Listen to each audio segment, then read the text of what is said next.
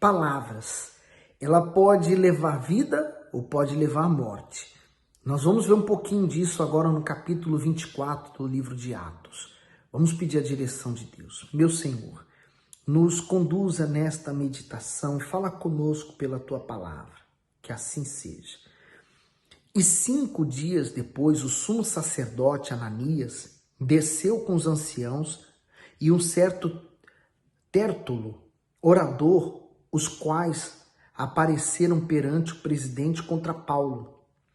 E, sendo chamado Tértulo, começou a acusá-lo, dizendo: visto como por ti temos tanta paz e por tua prudência se fazem a este povo muitos e louváveis serviços, sempre e em todo lugar, ó potentíssimo Félix, com todo o agradecimento queremos reconhecer.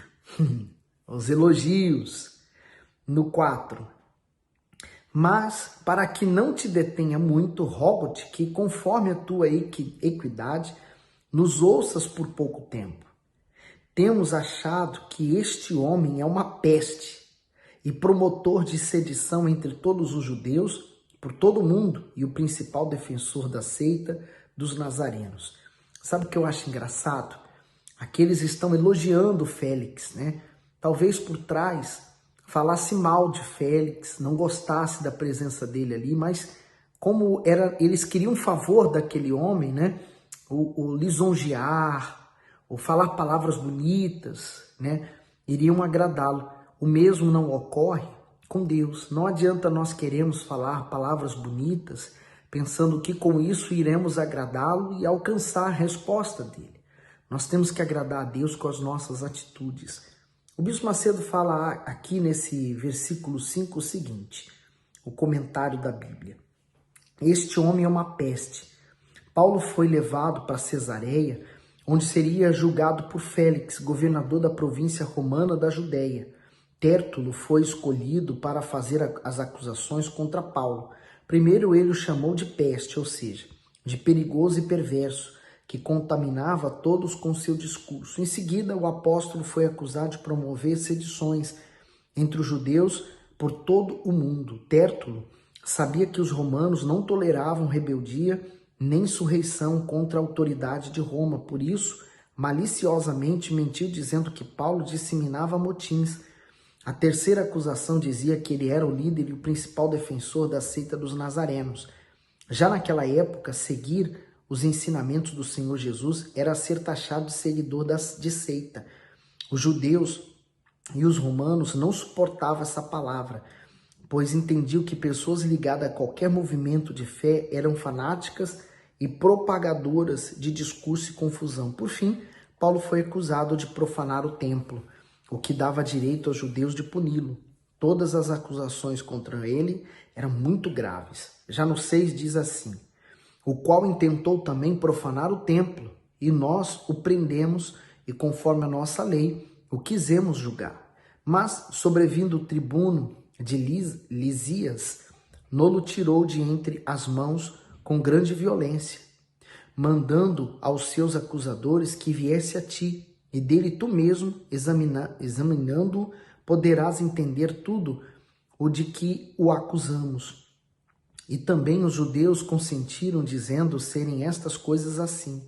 Paulo, porém, fazendo-lhe o presente sinal que falasse, respondeu: porque sei que já vai para muitos anos que desta nação és juiz. Com tanto melhor ânimo, respondo por mim. Pois bem, pode saber que não há mais de 12 dias que subi a Jerusalém a adorar, e não me acharam no templo falando com alguém, nem amotinando o povo nas sinagogas, nem na cidade, nem tampouco podem provar as coisas de que agora me acusam. Mas confesso-te isto, que conforme aquele caminho que chamam seita, assim sirvo ao Deus de nossos pais, crendo tudo quanto está escrito na lei e nos profetas, tendo esperança em Deus, como estes mesmos também esperam, de que há de haver ressurreição de mortos, assim dos justos como dos injustos. E por isso procuro sempre ter uma consciência sem ofensa, tanto para com Deus como para com os homens. quero destacar isso aqui, ter uma consciência sem ofensa, uma consciência boa, limpa. Sabe, nada existe melhor do que você ter a sua consciência limpa. E ela tem dois estágios. A consciência limpa para com seu próximo, quer dizer, ele como cumpridor da lei, como judeu, ele também tinha sua consciência limpa, porque ele fez tudo para que eles não pudessem julgá-lo conforme a lei dos judeus. Então ele estava tranquilo com respeito ao seu próximo, ao trato com o seu próximo. Mas a principal das consciências é a consciência que você tem para com Deus. Sabe por quê? Paulo aqui assumiu a fé dele. Ele falou assim, olha, com respeito à igreja do caminho, a qual eu faço parte, daqueles que são seguidores do Senhor Jesus, sim, isso é verdade. Eu sou seguidor dele, porque ele veio para isso, para me salvar. Mas, com respeito às outras acusações, nada disso eu fiz. Sendo zeloso, tendo minha boa consciência para com tudo, mas principalmente para com Deus. É muito forte, sabia? Essa consciência, a boa consciência, ela te faz ter uma fé muito forte, te faz ser ousado. Então, seja quem for e o que for que tente contra você, não consegue, porque a sua consciência para com Deus está boa, a sua fé está fortalecida. Ele diz no 17, ora, muitos anos depois vim trazer à minha nação esmolas e ofertas. Nisto me acharam já santificado no templo, não em ajuntamentos, nem com alvoroço, uns certos judeus da Ásia, os quais convinha que estivessem presentes perante ti e me acusassem, se alguma coisa contra mim tivesse. Ou digam esses mesmos, se acharam em mim alguma iniquidade, quando compareci perante o conselho, a não ser estas palavras que, estando entre eles, clamei, hoje sou julgado por vós acerca da ressurreição dos mortos. Então Félix, havendo ouvido essas coisas, lhe pôs dilação, dizendo, havendo-me informado melhor deste caminho, quando o tribuno Lisias tiver descido, então tomarei inteiro conhecimento dos vossos negócios. E mandou o centurião que o guardasse em prisão, tratando-o com brandura, e que ninguém dos seus proibisse servi-lo ou vir ter com ele. E alguns dias depois, vindo Félix com sua mulher Drúzila, que era judia, mandou chamar a Paulo, e ouvindo acerca da fé em Cristo, e tratando ele da justiça e da temperança e do juízo vindouro, Félix, amedrontado, respondeu, por agora vai-te, e tendo oportunidade te chamarei. Veja, Paulo teve a oportunidade de pregar para ele, Félix, e também para sua esposa. Olha que oportunidade, né? Aí você fala, poxa, ele foi perseguido, ele foi preso, por que ele estava preso? Por que Deus não soltava ele? Ele poderia estar ganhando outras pessoas, é verdade. Mas quem iria pregar para esses aqui? Tinha gente lá fora para falar de Jesus para outros, mas dentro aqui talvez não houvesse tantas pessoas. E toda vez que Paulo tinha oportunidade de falar, havia servas ao redor ouvindo. E aquelas palavras de Paulo também entravam no coração daqueles servos. Por isso que a palavra de Deus não demorou, não tardou e chegou até aqui, até nós. Tantos mil anos que se passaram e aqui estamos nós, ouvindo as palavras e tendo o mesmo acesso ao conteúdo que aquelas pessoas tinham. Já Félix, quando ouviu falar sobre a fé, sobre a vinda do Senhor Jesus, o juízo, a temperança, a justiça, ele ficou amedrontado. Olha o que o bispo Macedo diz. Por agora vai-te. O governador Félix ficou apavorado quando ouviu Paulo falar sobre justiça, temperança, domínio próprio e juízo divino. Mas em vez de Félix se arrepender de seus pecados, desperdiçou sua oportunidade de salvação ao dispensar o apóstolo. A maioria das pessoas tem medo de ir para o inferno, mas, ao mesmo tempo, se esquiva de ouvir a verdade e não tem coragem de abandonar o pecado. De nada adianta ter medo se não há atitude para obedecer à voz do Espírito Santo. Só Ele pode nos convencer do pecado e nos guiar à salvação. Está aí a referência de João 16, 7, 8. Sabe o que eu vejo também? Assim como Félix, há muitas pessoas hoje que se a pregação ela vai muito para o lado da vinda do Senhor Jesus, da salvação, do concerto com Deus, elas não gostam de ouvir.